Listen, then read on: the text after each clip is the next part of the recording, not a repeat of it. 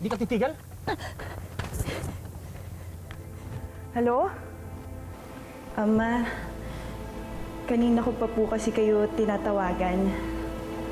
Ay ka, alam mo naman, ang dami namin ginagawa ngayon. Makasama niyo na po ba si Hope? Oo, nandito na kami sa campsite. Dito yung usapan namin ng mga buyers. Ay, nakabisado ko na ulit tong lugar eh. Anak, huwag ka na mag-alala, ha? When all this is over, I promise you, makakapag-umpisa tayo ulit. Magsasama-sama na tayo, aalis tayo dito. Yes, Ma. Aika! Tumahimik ka. Aika, please! Aika, please! Sabihin mo sa mami mo, tigilan mo to! Sinabi na sa'yo tumahimik ka! Ang ingay-ingay mo! Si Hope yun, ah. Si Hope yun.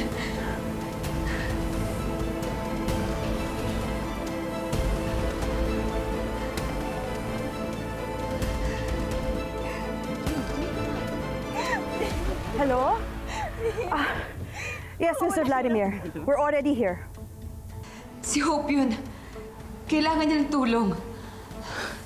At matutulungan natin siya. Dahil alam natin kung saan sila. Pero campsite lang yung sinabi ni Ma'am Cara. Saan kaya yun? Iisang campsite lang alam natin. Kung saan namatay si Bianca. Ninang Dayan, ginawa ko na po lahat ng gusto niyong gawin ko. Sana po tuparin niyo yung pangako niyo sa akin na wala kayong gagawing masama kay Mama.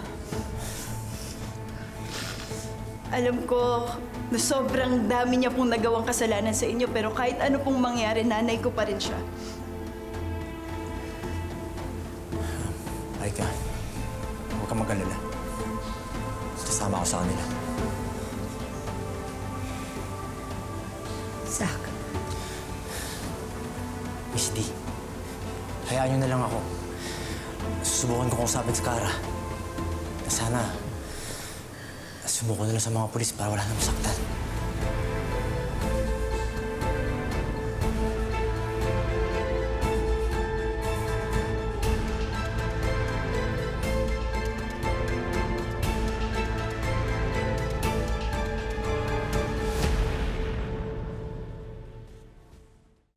Tawan mo ako! Tumigil ka! Bitawan mo ako! Kuya, ano ba? Pwede ba dahan-dahan lang? Baka mamaya magasgasan yung Di ka babaeng titigan, yan. ha? Di ka Pati titigan. bayad, babawasan pa sa atin. Ano ba? Bayad? Anong bayad? Saan niyo ako dadalhin? Sa isang foreigner. Pag-aaralan ka niya. Tapos pag tapos na siya, tatapon ko na lang sa basura. Hulmiya ka talaga. Wala naman ako kasalanan sa inyo. Ba't niyo ba ginagawa ito sa... Dahil yan ang bagay sa'yo. Peste ka kasi. Inagaw mo sa akin ang asawa ko. Hindi po totoo yan. Hindi ko inagaw yung asawa niyo. Anong hindi? Pati kapatid ko, ipapahamak mo pa? Ha? Kaya alam mo, sa totoo lang, wala na talaga akong pakialam kung ano mangyayari sa'yo eh. Ang gusto ko na lang ngayon, ang mahalaga para sa akin, makuha namin yung pera para makaalis na kaming lahat.